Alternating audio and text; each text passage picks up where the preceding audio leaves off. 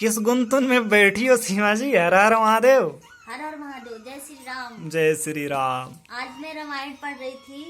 अरे वाह। श्री रामचरित मानस पढ़ रही थी। वैसे सभी लोगों को पढ़ना चाहिए। हाँ। बहुत अच्छा ज्ञान इससे मिलता है। हाँ। इससे मतलब हम लोगों को ज्ञान मिलता है कि मतलब अपने संस्कार हमको कैसे मिलते हैं। हाँ। माता पिता की कैसे सेवा करना है। हाँ, और कैसे कैसे माता पिता की कैसे सेवा करना है, इसमें लिखा कि माता पिता की कैसे सेवा करो।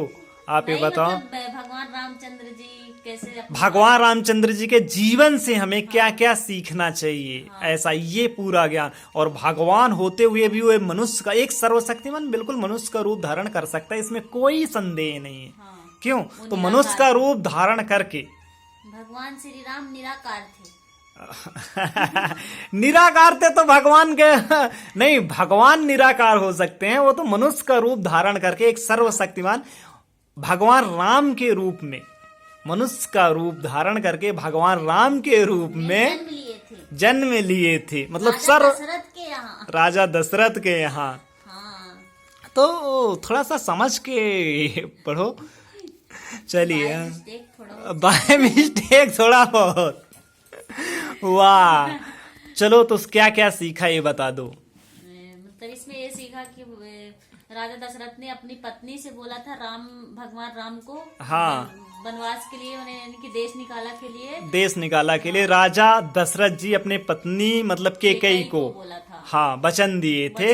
हाँ, कि राम को देश निकाला है। हाँ, तो ठीक है। भगवान राम जी ने पिता की आज्ञा के कारण वो वन जाने के लिए तैयार हो 14 वर्ष के लिए। मतलब पिता का इतना महत्व था, महत्व था कि पिता यदि जो कुछ कह देता तो वही होगा। मतलब पिता के वचन का पालन किया जाता था। हाँ, ऐसा ये हमें गुरुकुल में पता है। गुरुकुल में सारी शिक्षाएं दी जाती थी। भारतीय एजुकेशन जो था ना, 1835 के लिए भारतीय संस्कृत, जब वेद पुराण संस्कृत पढ़ाए जाते थे तो उस समय सबसे ज्यादा संस्कृत का महत्व था। मतलब संस्कृत का महत्व मतलब संस्कार का महत्व था। तभी तो आज भी जहाँ गुरुकुल है ना, कुछ जगह है, अब तो धीरे धीरे खत्म हो रहे हैं क्योंकि सबको वृद्धावन आश्रम में लास्ट में जाना है, ऐसा माहौल बना रहे हैं। नहीं, भारतीय संस्कृत में हमारे वृद्धावन आश्रम नहीं थे।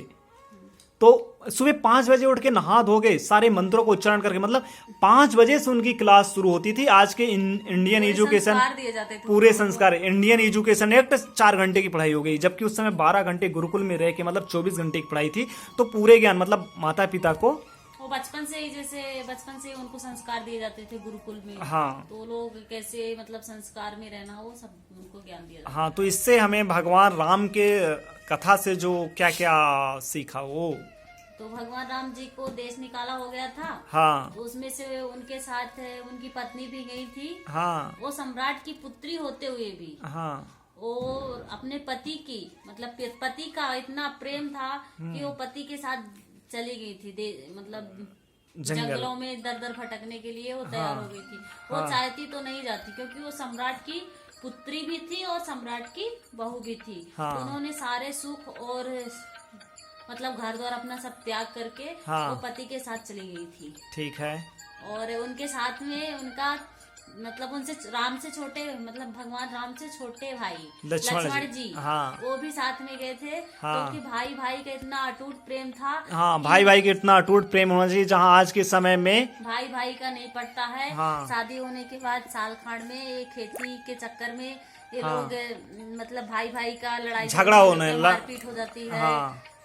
तो उनका ऐसा कुछ नहीं था। हाँ, जबकि मतलब शादी होने के बाद अपने पत्नी को छोड़ दिए, पत्नी को छोड़ के और राज्य के पूरे सुख त्याग के अपने बड़े भाई के साथ चले गए। इतना प्रेम होता है, ये हमें शिक्षा मिलती है कि भाई भाई का कितना प्रेम होना चाहिए आज के समय में। मतलब ये शिक्षा मतलब लेने योग्य है।